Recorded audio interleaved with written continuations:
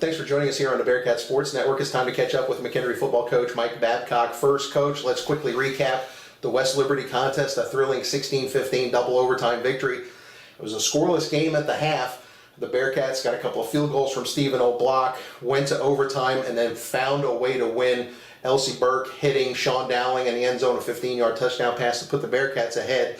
But much was the theme throughout the game. The defense came up big when it needed to after West Liberty's score, recovering a fumble on a two-point conversion to set off the victory.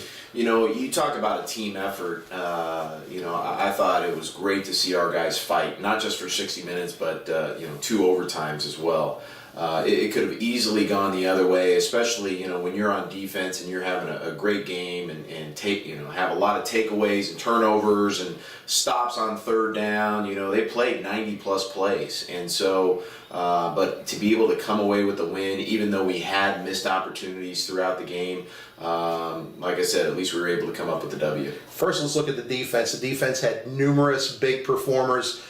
Player of the week in the conference, A.J. Wentland, a season-high 16 tackles, became the Bearcats' career tackles leader, had a sack, a fumble recovery in that ball game. Then you look at Lucky Barr, 3 more sacks on the day, 4 tackles for loss. Austin Welfa coming up with a pair of interceptions, 10 tackles as well. So a lot of heroes on defense on Saturday. Absolutely. And I guess when you have that many plays, you have the opportunity to have some good ones. So I can't say enough about A.J. Wentland. He finds a way to get to the ball, and I can't really understand it. He's just always a high motor, high power type guy. He's a great leader on the field. He had a tremendous day, and very, very happy for him. And then a guy like Austin Welfa, is really coming into his own of being a starting linebacker, able to get a pair of interceptions, one almost for a touchdown if it wasn't for the darn quarterback, bringing him down. But, again, a great job all around, Lucky Barr, and including the rest of the guys. Great job. Elsie Burke on the offensive side of the ball gets his first career start. It looked like it took him a while to get comfortable getting the flow, running the offense, but once he did in the second half, made some plays, was able to get out, run a little bit, completed 14 passes, but none bigger than that one to Sean Dowling in double overtime. Absolutely. We knew that sometimes we would get, some man-to-man, and it was all about our one-on-one, type routes. And unfortunately, we were just a little bit off, especially early on in the game. But later on, I think Elsie got to that point where he did feel a little bit more comfortable, both running and throwing the ball. And just a great timing route between him and, Sean Dowling for the touchdown. Really, if it was 6 inches anywhere else, probably would have been an incompletion, but he really threaded the money, and Sean came up with a big-time catch and able to score the touchdown off of it. Guy we really haven't talked a whole lot about, Cheyenne Edwards, has been the workhorse in the backfield. He's got 66 carries already in the first 2 games, 32 more on Saturday, nearly cracked the 100-yard mark. Cheyenne, like you said, is a workhorse for us. We feel like we still need to get, our other running backs involved a little bit right there, because I don't know if any running back can handle 33-plus carries a game. So we need to get a little bit more effort out of our other guys. But Cheyenne's a great guy. He prepares like a champion. He's a good leader for our offense. He does a very nice job when he's in there. So, hopefully we can continue to be able to run the ball and, crack that 100 mark. Last thing from Saturday, special teams also playing a big role. Monty Wolke struggled a bit at the start, but got off a school record 78-yard punt in the fourth quarter that helped flip the field a little bit. And then Steve O'Block missed a couple of ones that he normally makes early on, but made 2 big field goals and an extra point in overtime that helped lead McKendree to victory. Yeah, first off, you talk about Monty. Other than his first punt, I thought he had a really nice day. The big one coming obviously late in the game and had the wind at our backs and able to punt almost out of our own end zone, and then the ball just kept rolling and rolling and rolling. And I think if we didn't have a fence behind our field, I think it probably would still be rolling today. But he did a nice job, very solid job, I think, coming in and punting basically for the first time, getting his first career start. And then a guy like Steve O'Block, I think very early on he let the wind affect him a little bit, and it was pretty windy. And I think that's why, unfortunately, we were able, we had a missed field goal opportunity. But pair of field goals in regulation, and then none, in my opinion, none bigger than an overtime field goal. We needed the field goal to at least get into our second overtime. We miss it, it's game over. So he's able to come in and knock it through the uprights. And again, I thought it was a nice job for Steve. The most important thing that comes out of West Liberty, McKendree now 2-0 on the season, 2 big non-conference victories at home. Now the Cats go on the road for the first time this season, and a little different dynamic.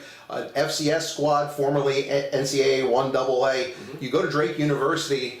Drake's the last FCS team that the Bearcats played 17 years ago. Obviously, a whole different set of personnel there, but obviously a little bit different mindset preparing for that squad, especially going on the road first time this year. Yeah, I think if you asked our players, I don't think they remember that last game that they played against Drake. I barely remember it. Especially when they were 2, 3, 4 years old or whatever, trying to remember that game. So, but no, I mean, we're going up and playing a FCS school, and in my opinion, Drake is extremely well coached. They fly around on the ball on defense. They've got playmakers and some big guys up front on offense. A great quarterback. They do a lot of good things on special teams. I mean, you talk about a lot of different things. They had a kickoff return for a touchdown last week against South Dakota State. In the first game of the regular season, they started the season opener with a little nudge by the kickoff team to get the ball back. Tried a sky kick, bullet kick in the last game to try to get the ball back. So they do some really nice things special teams wise, and I think this is probably a pretty darn good complete team that we're playing, offense, defense, and special teams. I think you alluded to that, a very good team despite their record 0-2 coming in. Their first game of the season against another GLVC foe, Quincy, that was a game that was pretty much a shootout back and forth all the way. It wasn't decided till the final minutes, and then they went to South Dakota State last week and lost 56-28. But like you said, a lot of weapons and a lot of different things for McKendree to prepare for on Saturday. I look at the Quincy game and you see a lot, like you said, a lot of back and forth and guys battling, especially the energy of being that first game. And I think it just ended up being, Quincy, was able to pull it out at the end. You talk about last week for them. South Dakota State is a very good program. I mean, they're a top 10 FCS school and playing on the road a little bit.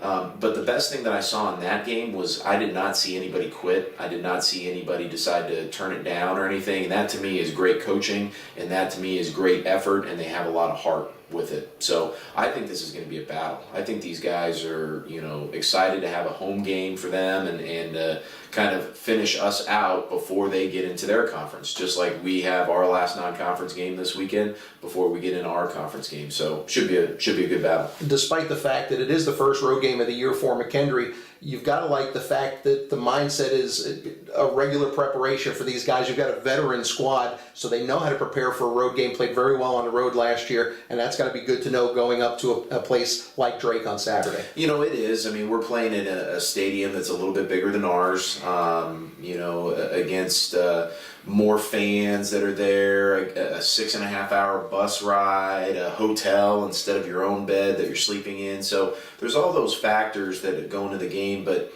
guys have been through it. And at the end of the day, if we want to win conference games and have a shot to win it all, we're going to have to win on the road. So this is just another step in that process right there of mentally preparing for what's going to be happening and just taking it as a business trip, and we're going up there trying to beat the Bulldogs. Last question, Coach. Last non-conference game of the season, looking to go 3-0 for the second straight year. What's it going to take for the Bearcats to accomplish that? I mean, at the end of the day, I'm not as concerned about the last two games. I'm worried about this game, and I want to go 1-0 for the week. But I really think that it's going to be turnovers is going to be a big deal. These last couple games, we were able to get some turnovers on defense, and are we able to continue to do that? And I think the turning point last week was the fact that we were able to get in a double overtime because we didn't have any turnovers on offense. So I think turnovers is a big key.